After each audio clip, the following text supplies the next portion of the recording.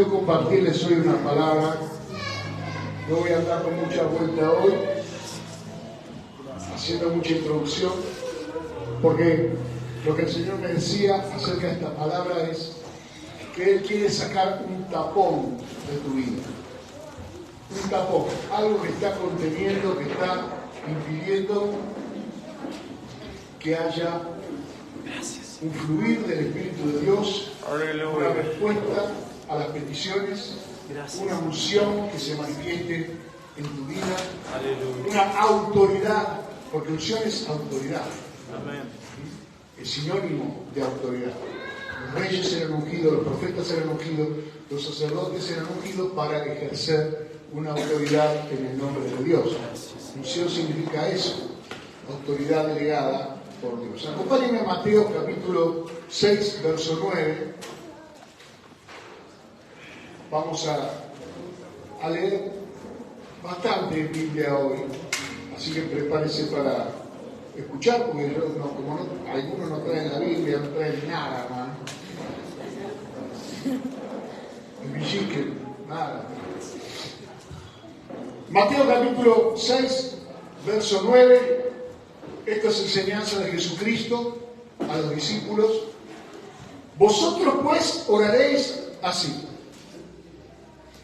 Padre nuestro que estás en los cielos, santificado sea tu nombre. Padre nuestro que estás en los cielos, santificado sea tu nombre. Una petición, la primera petición imperativa de la oración que los creyentes pasan por alto y van a los bifes, van a la necesidad, van a que sea hecha tu voluntad, porque saben que la voluntad de Dios es buena.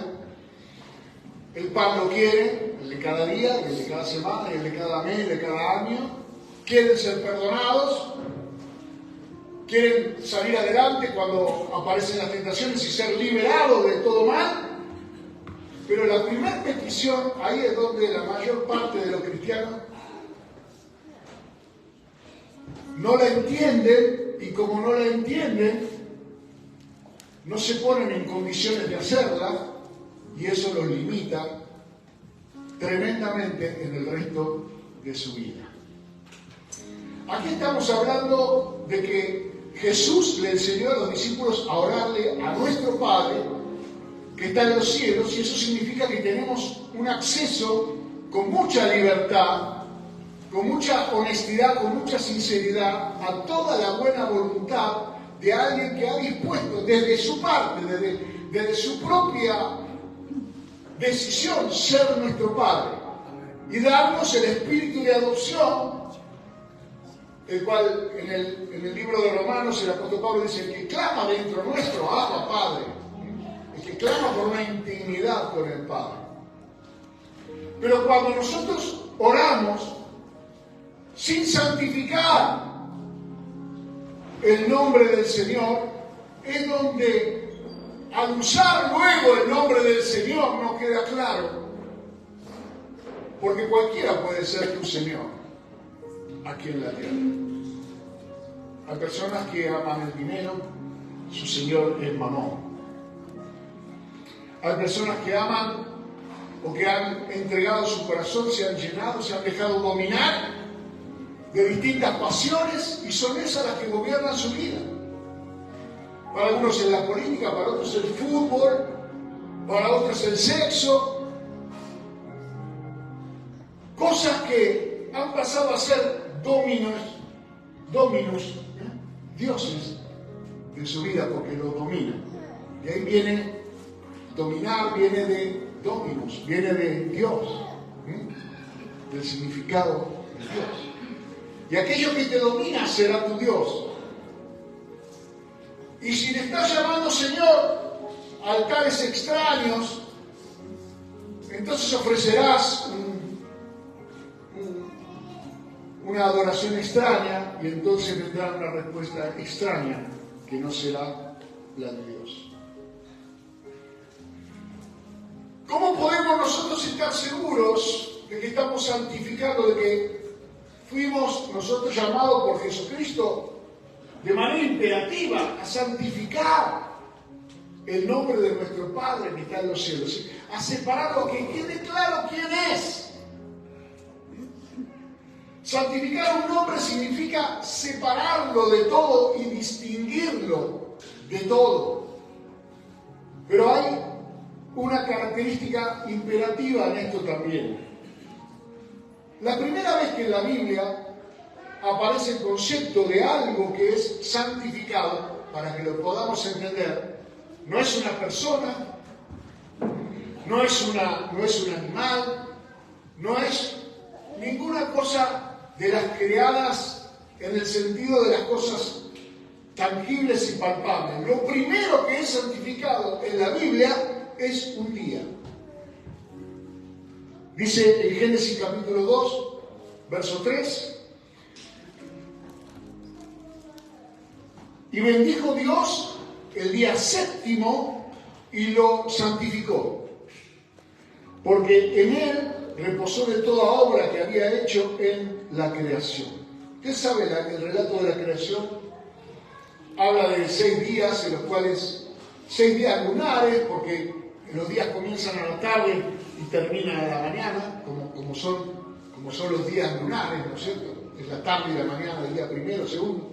En esos días Dios puso orden, luz primero, luego orden, luego hizo que la tierra tuviera producción, tanto de vida vegetal como de vida animal, y por último puso en el 6º día al hombre a su imagen y semejanza. Fíjense que hay un ascenso en la creación respecto de lo que se hizo el primer día y lo que se hizo el segundo, y mayor fue la obra del tercero, y más importante fue la del cuarto, y mayor fue la del quinto, y llega el día 6º, y el día 6º supone para nosotros, la criatura de Dios, la máxima creación de parte de Dios, el hombre a su imagen y semejanza.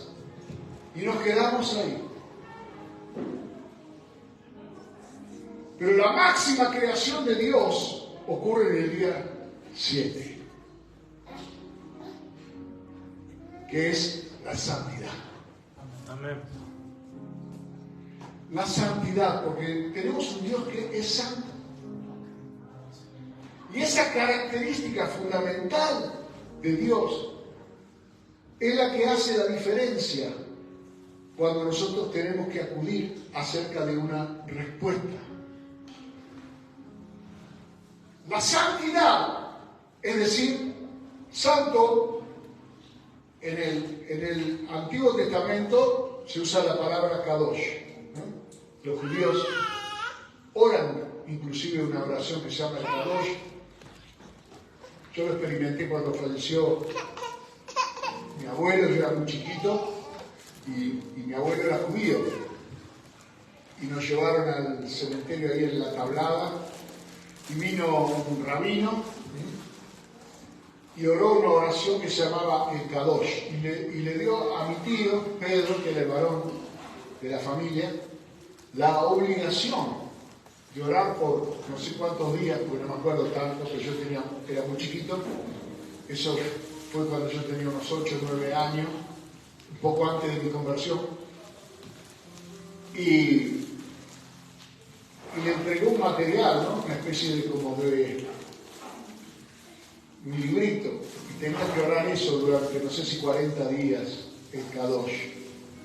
¿Y eso para qué era? Era porque ellos habían tenido contacto con un muerto. Y entonces la familia entera debía purificarse para volver a reingresar en santidad a la congregación. Ellos no sabían que mis tíos no practicaban ninguna religión, no iban a la sinagoga ni con una orden judicial, no hacían nada de eso. Pero evidentemente eso que está en la ley de Moisés, cada vez que había una inmundicia, cada vez que se profanaba la santidad de la nación, del pueblo santo, del linaje escogido, se debía ofrecer un sacrificio y guardar un tiempo antes de ingresar nuevamente en la congregación, sea que había tocado a una mujer que tenía flujo de sangre, o sea que había tocado un leproso, o había tocado un muerto, o había estado en alguna cuestión de carácter inmundo, es decir, de este mundo, porque este pueblo no era un pueblo inmundo, sino Israel es un pueblo santo. Y cuando nosotros hablamos y decimos porque Israel es el pueblo escogido, utilizamos la palabra escogido, que es la traducción sencilla de la palabra santo. Santo significa escogido, santo significa apto. Dios le había dado a los israelitas instrucciones acerca de qué cosas podían comer y qué cosas no. Y a las cosas que eran kadosh, que eran aptas, que eran santas, estaban en una lista, y las que eran inmundas estaban en otra lista. Y esto solamente tiene sentido en tanto y en cuanto la ley de Moisés es una sombra que apunta hacia la revelación de Dios acerca de quién es el santo de Dios y quién es el pueblo escogido de Dios.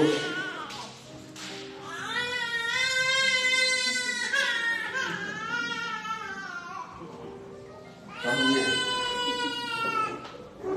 Cuando Dios llama a los israelitas a construir un lugar de adoración en el desierto y le da las instrucciones de cómo deben construirlo, también le da una serie de instrucciones acerca de los hombres que van a ministrar en el altar. Y al sumo sacerdote, Aarón, que fue el primer sumo sacerdote, el hermano de Moisés, él debía vestirse de una determinada forma. Tenía que tener una especie de ropa interior de lino que se llamaba efod, una túnica, por llamarlo de alguna manera, y sobre esa túnica usar distintas cosas, ¿no es cierto? Un pectoral con 12 piedras que significaban las 12 tribus de Israel, símbolo de que Dios tenía en su corazón a su pueblo. Sobre sus hombros también debía haber hombreras con las 12 piedras que significaba que Dios también era el que soportaba la carga, el que llevaba la carga, porque el sumo sacerdote era un intercesor, era una especie de delegado de los hombres delante de Dios. Entonces cuando él se presentaba delante de Dios, él llevaba la carga del pueblo en su corazón y sobre sus espaldas. Y para eso había sido elegido y había sido ungido con un aceite especial de la santa unción. Ahí también es interesante porque el aceite es llamado santo. ¿Pero por qué razón? Porque aquí hay un principio. Nadie puede santificar si no es santo primero. La razón por la que Dios pudo santificar el séptimo día es porque Dios es santo. Y el propósito de Dios en tu vida y en mi vida, de que nosotros podamos santificar su nombre, es que nosotros podamos hacerlo porque nosotros también somos santos. Pues si no somos santos, no podemos santificar. Dice que el sacerdote tenía en su vestidura una lámina de oro fino grabada en su frente que decía, Éxodo capítulo 28, verso 36, santidad al Señor. Él era el representante, él era el hombre que oficiaba santidad, porque él era el que ofrecía los sacrificios para el perdón de los pecados. El perdón de los pecados es lo que te hace santo, te hace justo también. Nosotros usamos otra palabra en el español que es más gráfica, es mucho más gráfica. Miren, en Éxodo capítulo 30, verso 29, está hablando de todas las cosas que eran utilizadas para servir a Dios en el tabernáculo de reunión y dice, así las consagrarás. Consagrar. ¿Qué significa consagrar? Con es todo lo que es compartido. Cuando aparece el prefijo con en una palabra, significa que es algo compartido. Por ejemplo, yo puedo hacer una promesa, pero si alguien me hace a mí una promesa en función de otra promesa que le hago yo, eso se llama compromiso, porque hemos intercambiado promesas. También se llama contrato, porque yo hago con la otra persona, trato un asunto, pero lo tratamos ambos, nos ponemos de acuerdo y eso es un contrato. Todo lo que tiene con adelante es algo que es hecho, por eso la palabra comunión también es la unión de algo que ha sido igualado, que se ha puesto en un plano de igualdad. Por eso cuando dice consagrar, significa que voy a hacer santo algo de la misma forma en la cual yo soy santo. Lo consagro, lo hago sagrado, le comparto mi santidad. ¿Se entiende? ¿Está claro eso? Amén. ¿De verdad se entiende? Amén. Entonces los sumos sacerdotes eran consagrados para que ellos pudieran santificar al pueblo. Sirviendo a un Dios santo, ese Dios santo los santificó a ellos, es decir, los escogió, los separó. Escogido quiere decir santo, los separó, para que ellos a la vez tengan esa autoridad de hacer eso con el pueblo. Dios solo escucha oraciones de los santos. Amén.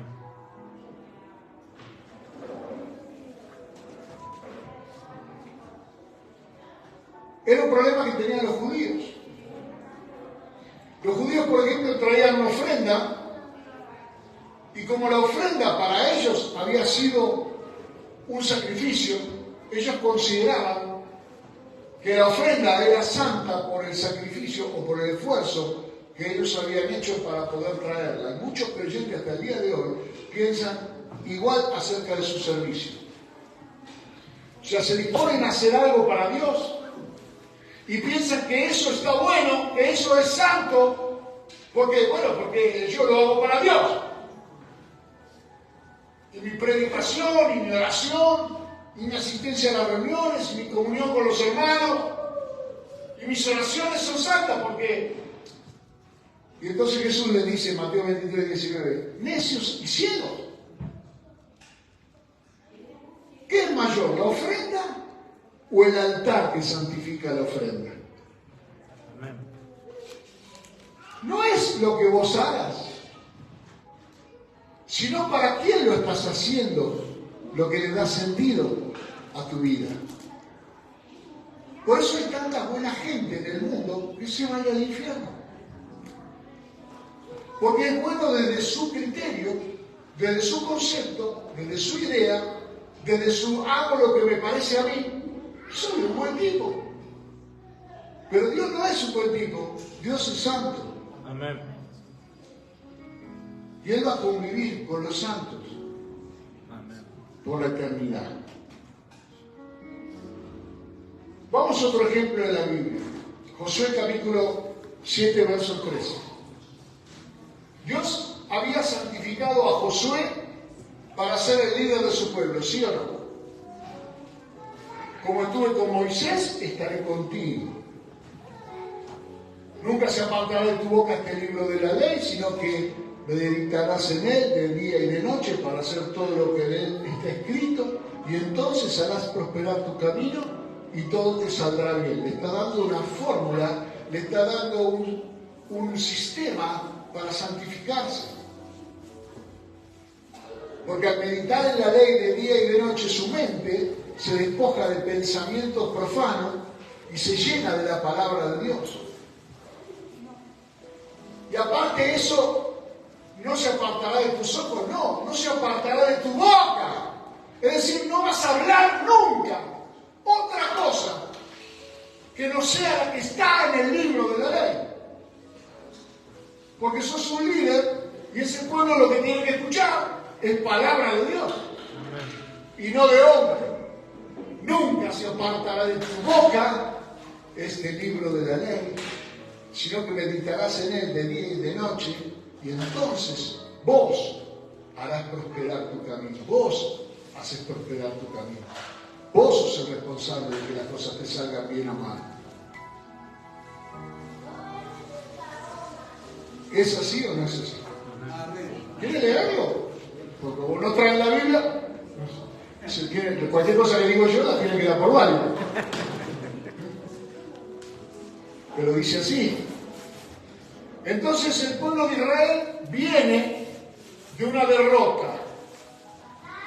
Habían derribado los muros de Jericó, dando vueltas, gritando y tocando la trompeta. Muros de 60 metros de alto se cayeron y se agrandaron. Y dijeron, hay una ciudad que se llama Jai, y Jai quiere decir escombro. No vayamos todos a pelear ahí. Es como, digamos, es como ir a jugar un picadito. Nosotros somos los campeones del mundo, acabamos de destruir Jericó. Y lo destruimos porque somos nosotros, grosos de Dios. Fueron a Jai y perdieron. Murieron 8.000 en Jai. En Jericó no murió ninguno. Y en Jai murieron 8.000. Entonces va Josué, el hombre santo de Dios, y se presenta delante de Dios y dice, Señor, ¿qué es este fracaso? ¿Qué nos ha pasado? Y el Señor le contesta, pará, no le eche la culpa a mí. Josué capítulo 7, verso 13. Levántate y santifica al pueblo. Es decir, el pueblo está inmundo. Y los inmundos no tienen victoria. Y di santificado para mañana. Porque Jehová, el Dios de Israel, dice así, anatema hay en medio de ti, Israel.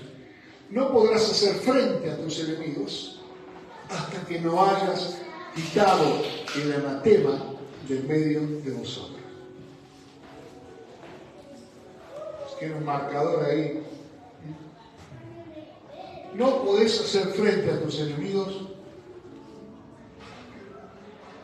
a menos que Dios esté de tu lado. Y Dios no está del lado de los inmundos, Dios está del lado de los santos. Y anatema es maldición. Si usted sigue leyendo esa historia, se va a encontrar de que uno de los israelitas, si no me equivoco, se llamaba Acán. Dios le había dicho que de Jericó no agarran nada, que todo sea maldito, porque eso había sido todo consagrado a los ídolos. Y acá vio un par de pilchitas que estaban bien, que le quedaban bien.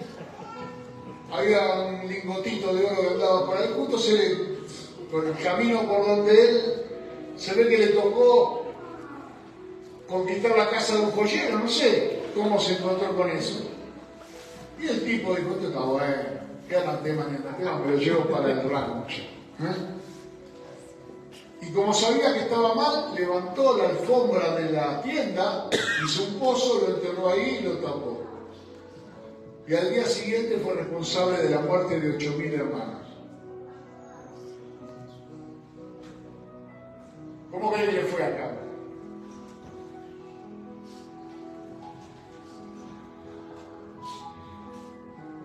Evidentemente, hay algo que Dios nos quiere decir respecto del pecado oculto, respecto de tener una agenda secreta, de tener una doble vida, una doble cara. Muchas veces cuando a veces yo escucho a algún hermano respecto de un consejo o de algo que necesita superar, él me está hablando de la injusticia que es para él pasar lo que está pasando. Y a veces hasta pareciera que lo que busca de mí es que yo le pida perdón de parte de Dios, ¿no? Diciendo, che, hermano, la verdad que Dios qué mal que estuvo con vos, ¿no? Por esa razón no te dura nada, por esa razón no te... Y no va a ocurrir eso, hermano. Mire, hermano, no va a ocurrir. Pero yo siempre trato de que usted empiece a mirarse a sí mismo. A ver cuál es el tapón, cuál es la barrera, por dónde se le está escapando. Un día me dijo un pastor, nunca me voy a olvidar, partió con el señor Daniel Esloco. Y un día me dijo en un campamento, si vos sos un hombre ungido, tenés que cuidar el vaso de barro, porque si el vaso de barro se raja, la unción se pianta por ahí. Entonces tenés que guardar tu integridad, porque vos al recibir del Espíritu de Dios, pero cae como en una vasija agujereada, se pierde, y en el momento que vos tenés que usar esa unción y esa autoridad de parte de Dios, no hay nada en el depósito. Me quedó, hermano, no me olvidé nunca más. No alcanza con ser un ungido. Sobre toda cosa guardada, guarda tu corazón, porque de él mana la vida. La vida que nosotros vivimos es algo que salió de nuestro corazón. Todo lo que nosotros vivimos es el resultado del estado de nuestro corazón, o la Biblia no dice la verdad. Y si la Biblia no dice la verdad, me voy ya mismo de acá. Porque yo lo único que he puesto en mi corazón es predicar la palabra de Dios. Y si esta no es la verdad, desperdicié 37 años de mi vida.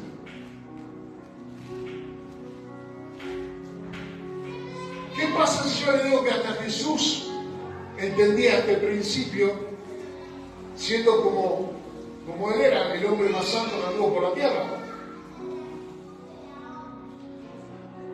Leemos en Juan capítulo 17, en el verso 19, una oración que Jesús está haciéndole al Padre. Mire, cuando usted ora tiene que decir al Padre que está en el cielo.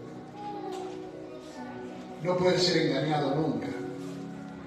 Y Jesús dice en esa oración, Juan 17, 19, acerca de nosotros como pueblo.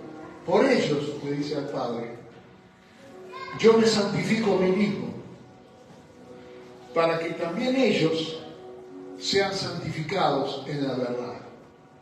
Jesús sabe que Él, si Él no se santificaba, no iba a tener autoridad para santificarnos a nosotros.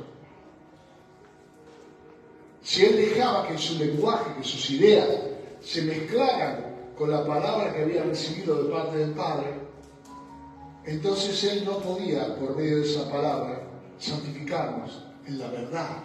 Tu palabra es verdad, es lo que dice ahí Juan capítulo 17. Significa que tu mente, y es algo que necesito que lo entiendas, porque ese es el trabajo que tenemos que hacer.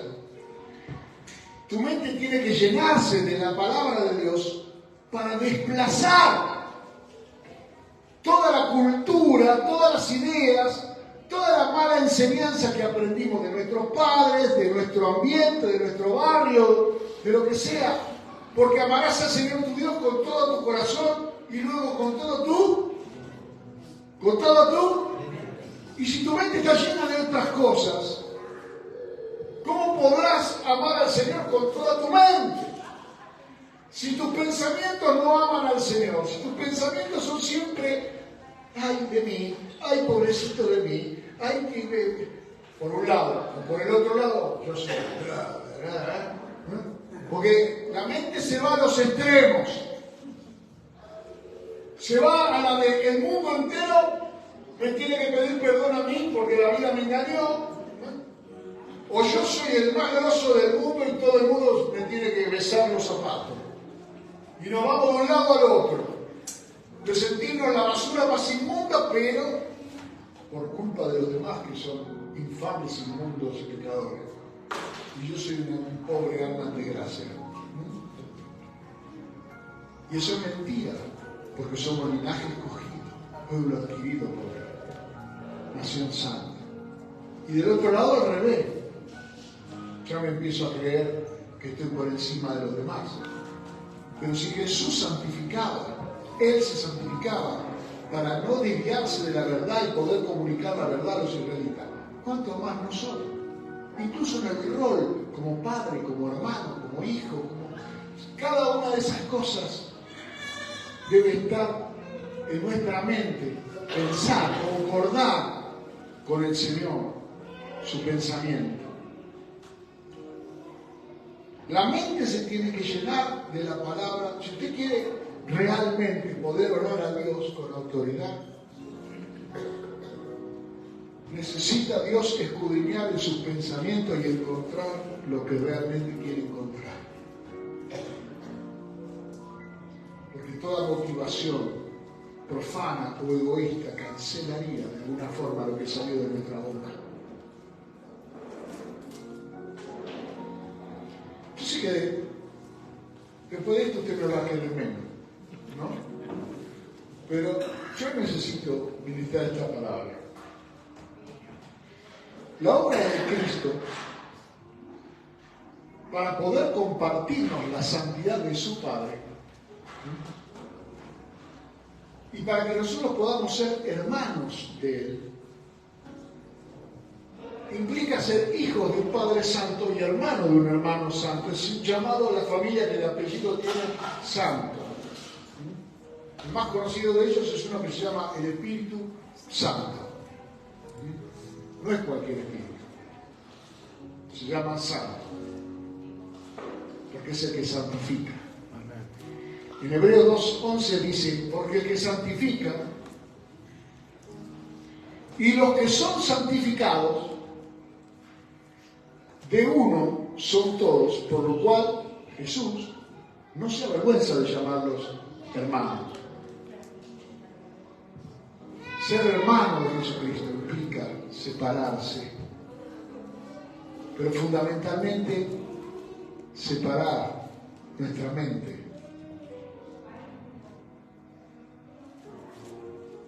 Pablo nos llama santos en sus cartas. Podría llamarnos cualquier cosa. Pero si usted lee 1 Corintios, Pablo es llamado a ser apóstol de Jesucristo por la voluntad de Dios y el hermano Sóstenes, a la iglesia que está en Corinto, a los santificados en Cristo Jesús, llamados a ser santos. Y por la duda, si usted cree que esto es solo para los corintios, dice, con todos los que en cualquier lugar invocan el nombre de nuestro Señor Jesucristo, Señor de ellos y nuestro.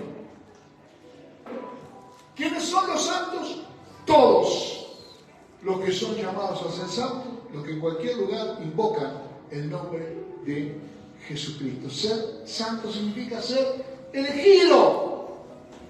Y rechazar la santidad significa rechazar la elección. ¿Me entiende? Bien se lo llama Scaloni.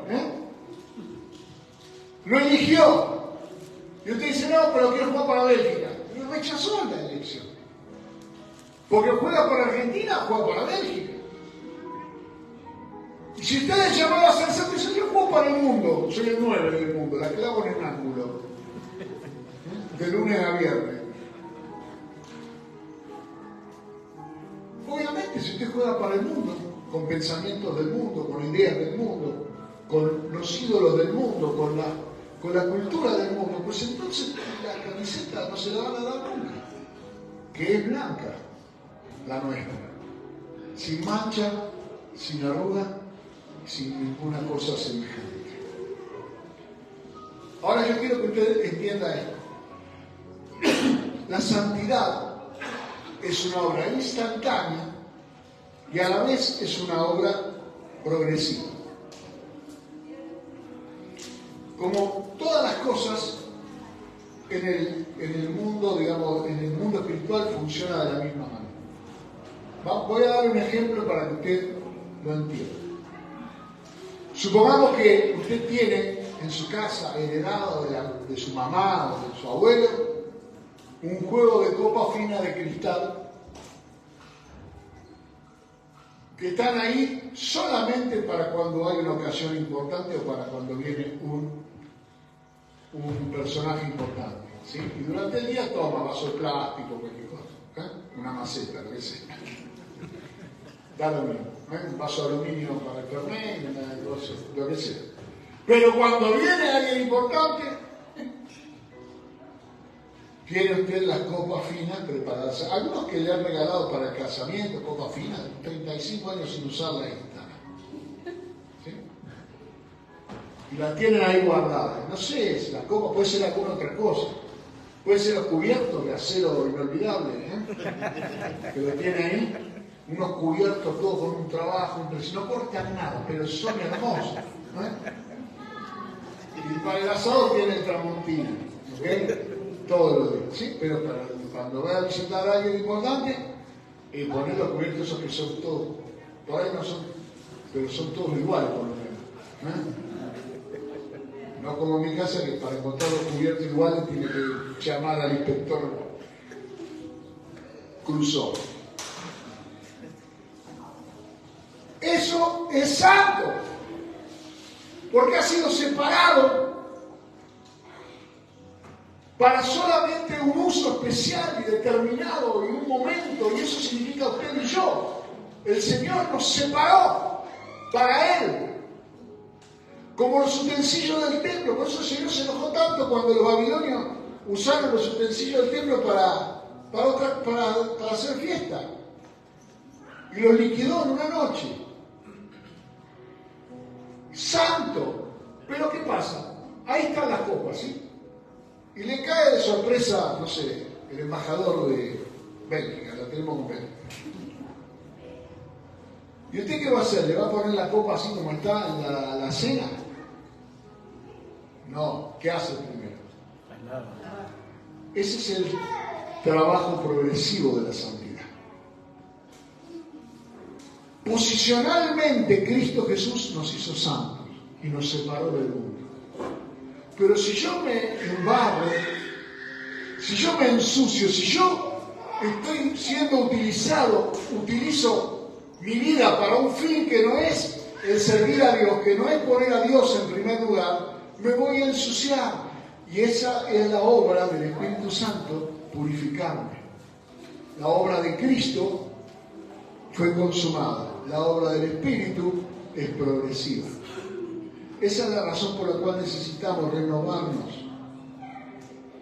Porque posicionalmente yo tengo autoridad para decir, yo fui comprado con la sangre de Jesucristo. Soy santo. Y el Señor me va a decir de arriba, entonces salí del chiquero. ¿Qué haces ahí con los chanchos? Como el hijo pródigo, ¿era hijo o no era hijo? Era hijo, pero ¿por qué estaba con los chanchos? Porque se fue desviando, se fue degradando, fue perdiendo su identidad. Y la santidad es una identidad que se puede perder si nosotros no nos santificamos en la pureza del Espíritu de Dios. Fíjense que estamos hablando del nombre de Dios.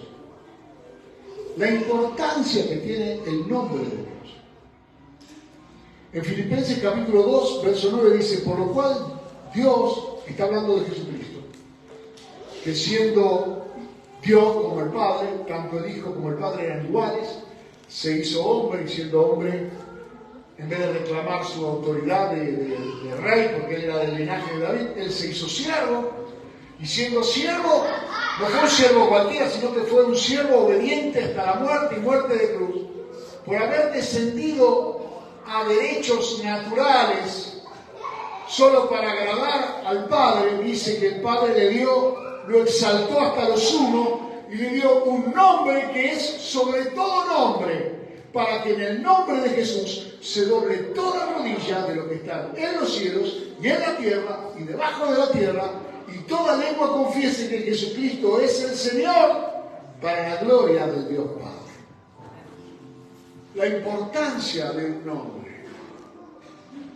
La razón por la cual cuando hacen un chiste acerca de Jesús, uno no le cae. O cuando se menciona el nombre del Señor a la ligera, no te cae bien. Y alguien dice, hasta acá llega. Son muy simpáticos, pero te metiste con el que no te tiene que meter. Es más, te hace sentir inmundo escuchar. Porque blasfema. Él dijo la blasfemia, pero nosotros le prestamos los oídos. Y si no estuvieran nuestros oídos, Él no hubiera blasfemado. Entonces hay que entender que también en nuestras relaciones estamos manteniendo, guardando nuestra santidad. ¿Con quién hablamos y de qué hablamos? ¿Qué es lo que estamos dispuestos a escuchar? ¿Qué consume nuestra mente? Primera de Juan, capítulo 3, verso 3. Y todo aquel, dice Juan, que tiene esta esperanza en Él, la esperanza de salvación, de la resurrección, de la vida eterna, se purifica a sí mismo, así como Él es puro. Es decir que Juan está diciendo, el Señor está mirando hacia dónde está apuntando tu vida. Por eso debe ser nuestro anhelo, más que cualquier otra cosa. Mire, Pedro dice así, por tanto, ceñid los lomos de vuestro entendimiento. Así que hay algunas personas que tienen el entendimiento desnudo, porque el ceñidor de lomo era la prenda más íntima de una persona. Es decir, como si fuera ponete los calzones. ¿Okay? Ceñid los lomos de vuestro entendimiento, porque no tener entendimiento desnudo. Sed sobrios y esperad por completo en la gracia que se os traerá cuando Jesucristo sea manifestado. Como hijos obedientes, no conforméis a los deseos que antes tenían, estando en vuestra ignorancia, sino que como aquel que os llamó es santo, haced también vosotros santos en toda vuestra manera de vivir, porque escrito está, sed santos, porque yo soy santo. Un día explicándole no me acuerdo si a Juan o a quién le teníamos una charla, y él me preguntó por qué a algún lado yo voy de traje, a algún lado voy de sport, por qué no voy siempre como vestido igual, ¿no? Y yo le expliqué que yo voy vestido como la persona que me va a atender. Si es una cuestión de respeto, que si vos vas a un lugar donde el tipo que te va a atender tiene corbata, que vos te pongas una corbata para ir a verlo, porque él se la puso por vos, ¿sí? Él se vistió de esa manera para atenderte. Y si la persona es más informal, entonces no le va a importar que vos. Pero siempre, le dije, es mejor estar vos mejor presentado que el que te va a atender. Por la duda.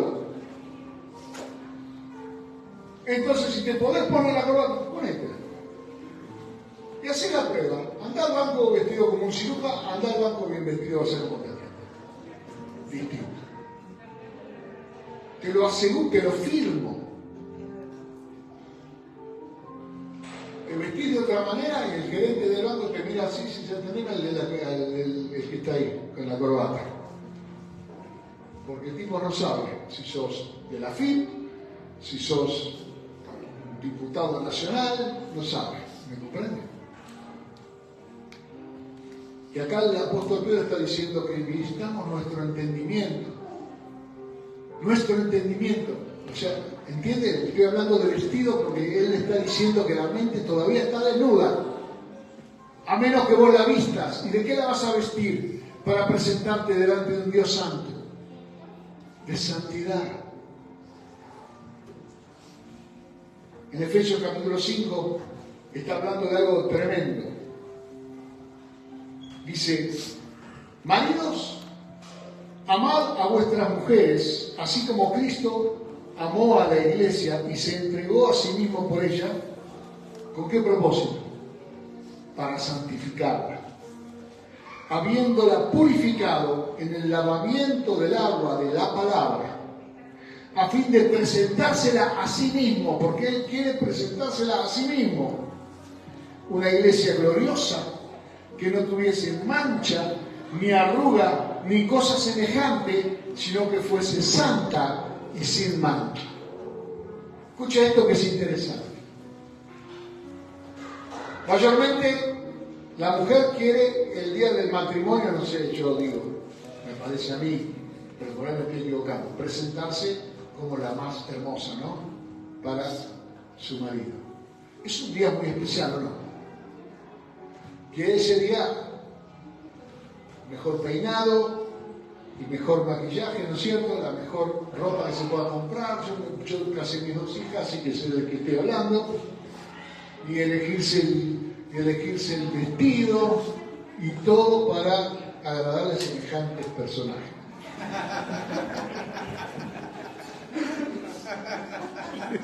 A todo bien. Pero acá está diciendo que eso lo hace Jesús. Es decir, imagínense hasta qué punto Jesús no solamente ha preparado la boda del Cordero, sino que es Él el que ha provisto que la novia pueda presentársele a Él sin mancha, sin arruga, es decir, sin ninguna desprolijidad ni ninguna cosa semejante. Evidentemente Él está anhelando ese encuentro más que la novia, ¿o no? Él es el que está más entusiasmado con la cuestión. Y Él ha provisto para que eso ocurra todo lo que era posible proveer. No dinero, su sangre que derramó para el perdón de nuestros pecados. Y su espíritu para que podamos tener su nombre. Es decir, que no hay excusa, porque es una obra consumada en Jesús. Quiero terminar con esta idea. La verdad que tengo para aprender una semana acerca de este tema, pero quiero terminar con esto. Dice en el libro de Isaías era un santo varón de Dios, profeta de Dios, que admiraba a un rey llamado Usías. En el tiempo de Isaías, Dios le proveyó a los judíos un rey grosso de verdad. Un tipo que aparte tenía conocimientos de ingeniería, era un estudioso. Y el pueblo estaba orgulloso del rey que tenía. Y el profeta, se imagina, el profeta, nadie quisiera escuchar al profeta hablar mal de alguien al que todos admiran. Hoy sigue ocurriendo eso. Usted le dice, mira, este tipo es un chata. No. Nadie quiere que le hablen mal del rey que idolatra. ¿Sí? Por más que el tipo sea lo que es. Entonces el profeta no. Pero resulta que el rey, agrandado como estaba,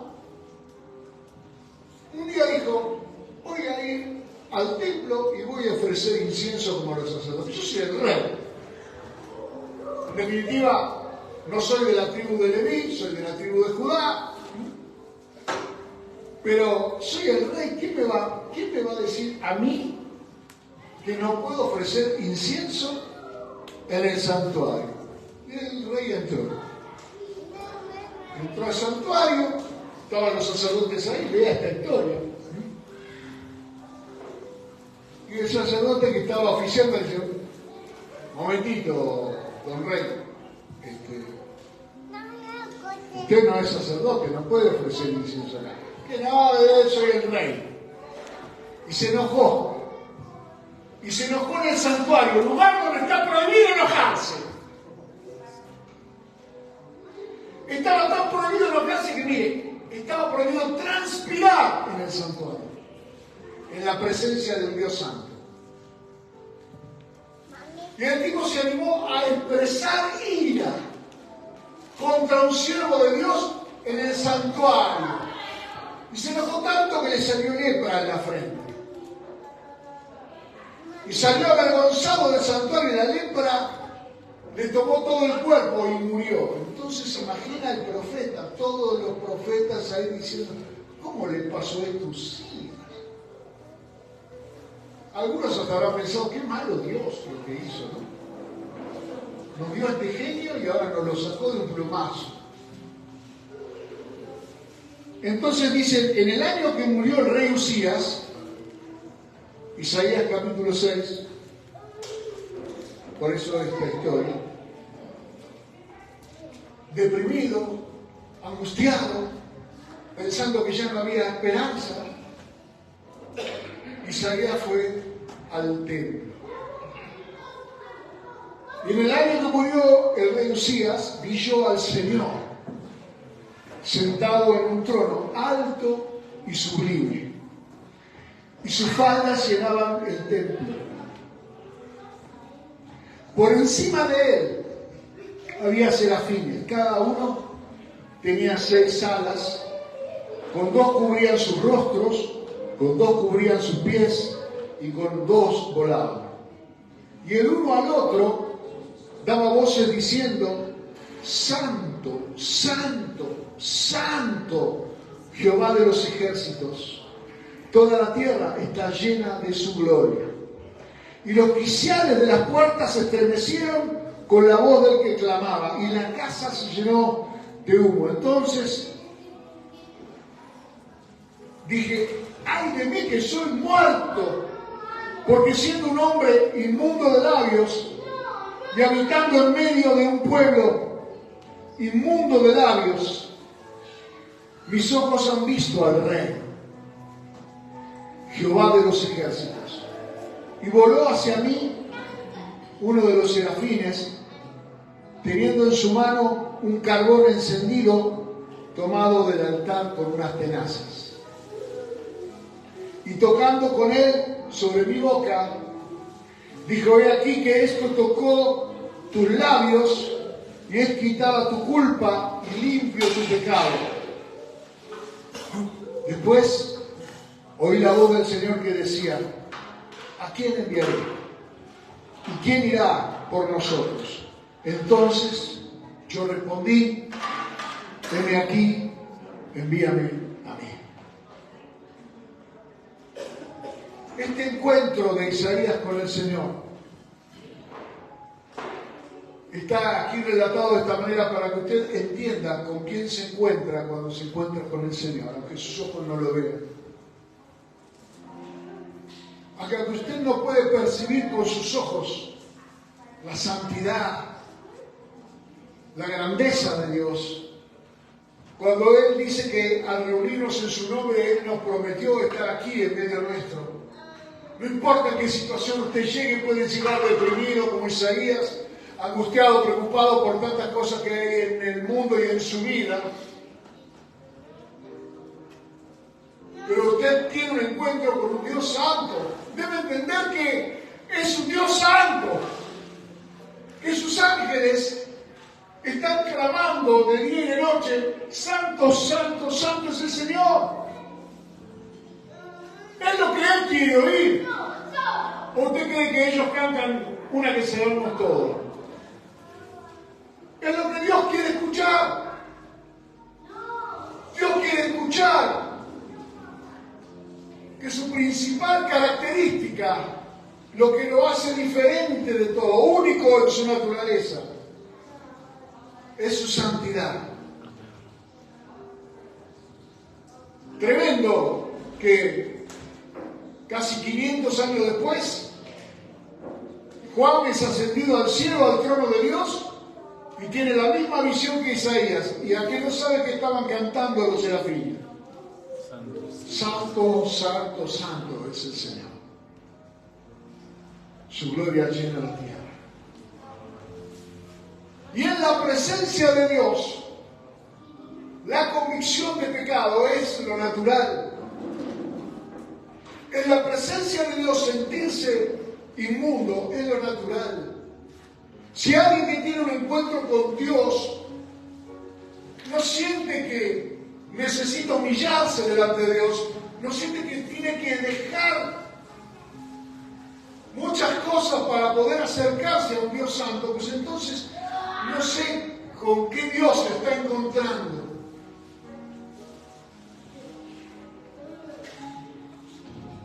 Pero lo natural es que en la presencia del Señor salgan nuestras lágrimas, salga nuestra convicción, salga nuestra necesidad, salga nuestra humildad a relucir. Somos barro y Él es santo. Es santo de tal manera que no hay una palabra que pueda expresarlo y entonces tengo que repetirla para poder abarcar la santidad. Santo, santo, santo es el Señor. Pero así como Dios es santo, Él quiere que seas digno de presentarte delante de Él. Por eso el serafín toma brasa del altar y toca los labios de Isaías a fin de que Isaías pueda hablar con Dios. Porque está a punto de hacerle una pregunta. Y con esos labios inmundos no se podía contestar. Y el Señor sigue haciendo esta pregunta eterna. ¿A quién voy a enviar? ¿Quién podré enviar? ¿Quién va a ir por mí?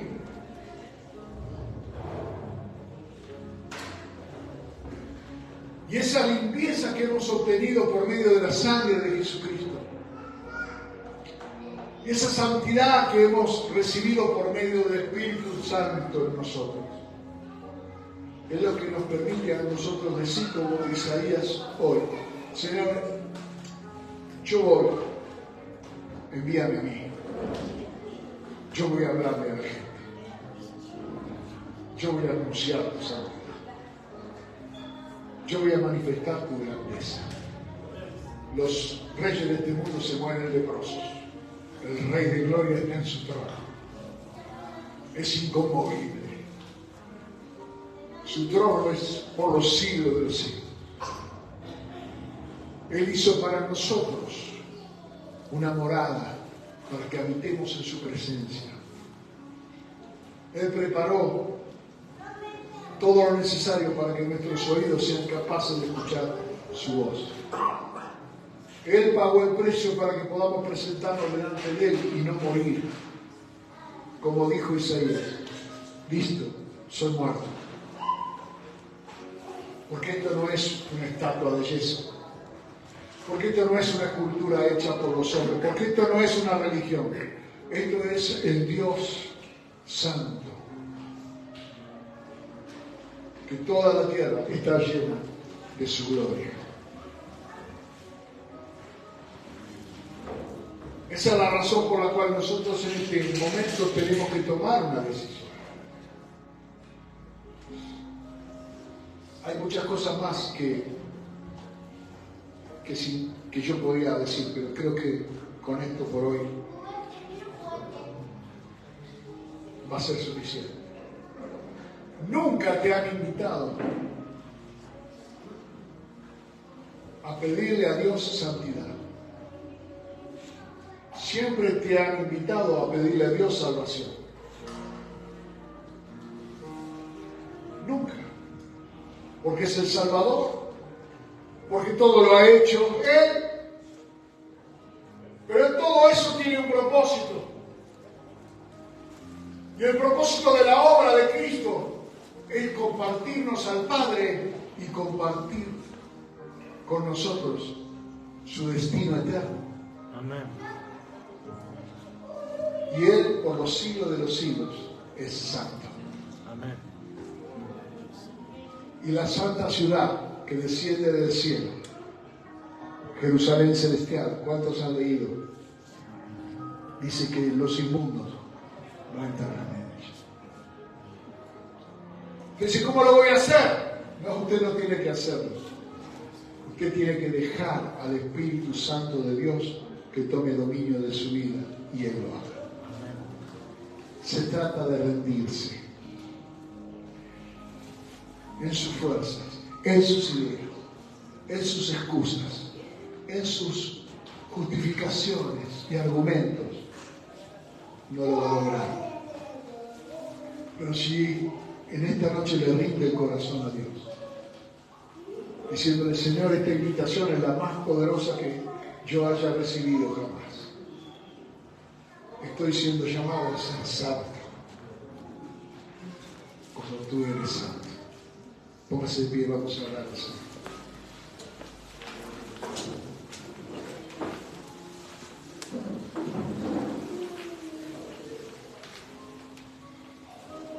Bendito sea Jesús. Te damos gracias, Señor. Porque esto es lo que significa nacer de nuevo. A una nueva naturaleza. Una nueva naturaleza que no está destinada a quemarse en el infierno. Una naturaleza que está destinada a brillar con Jesucristo por toda la eternidad. Una nueva naturaleza donde el Señor te llama a ser un sacerdote, un rey. Una nueva naturaleza donde tus oraciones sean escuchadas. Y para que tus oraciones sean escuchadas, hay que santificar el nombre del Señor. Aleluya. Y para santificar el nombre del Señor, debemos ser santos. Porque eres santo. Te damos gracias, Jesús, y te bendecimos. Señor, yo sé que todas las demás cosas vendrán por añadidura. Aleluya. Porque tú dijiste que debemos buscar primeramente el reino de Dios y su justicia. Y el reino de Dios es el reino de los santos. Aleluya.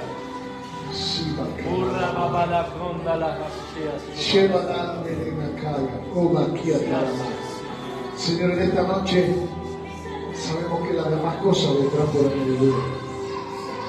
Y yo sé que hay necesidad, mis hermanos. Pero nunca mis hermanos te han preguntado: y Señor, ¿qué es lo que necesitas tú que yo haga? Y Él te dirá: sé santo. Sé santo. ¿Qué mananda? No habla de santurronería. No que vas a cambiarte la manera de vestirte, que vas a poner manga corta con corbata, no. Y las mujeres tendrán que poner la pollera que arrastre y taparse la cabeza, no. Es algo que nace del corazón. Y cuando la santidad de Dios entre en tu vida, la llevarás a tu casa. Y entonces vas a poder consagrar tu casa. Y entonces vas a poder consagrar a tus hijos. No importa si tal vez tu marido es inconverso, no importa. Dice la Biblia que uno de ellos es suficiente para consagrar a tus hijos.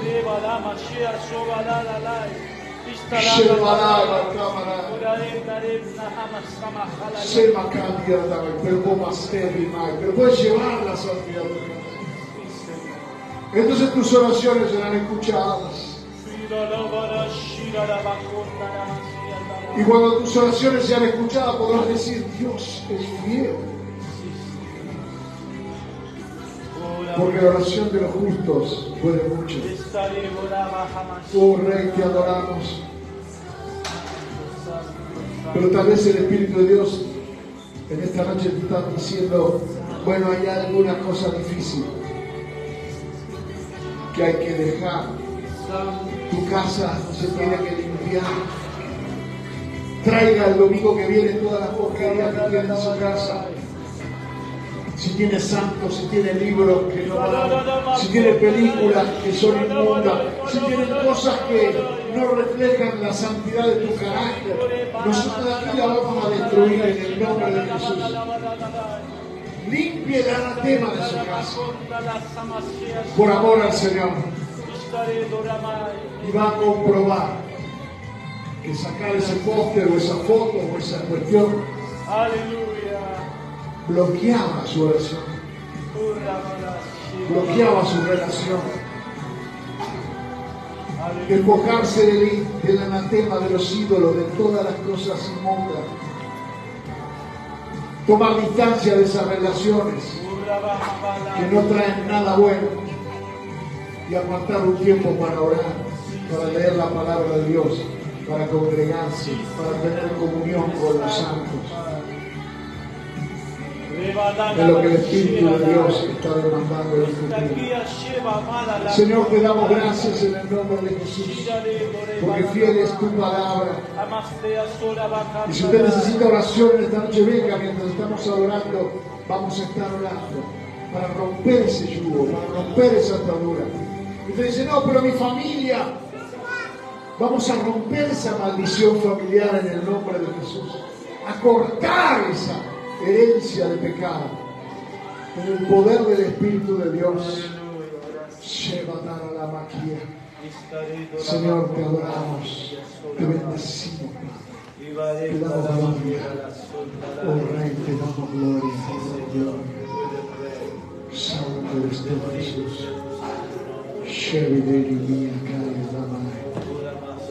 Sí, Señor. Oh, no tenga temor. No tenga temor. Ven a la raza. Oh, Rey, te adoramos.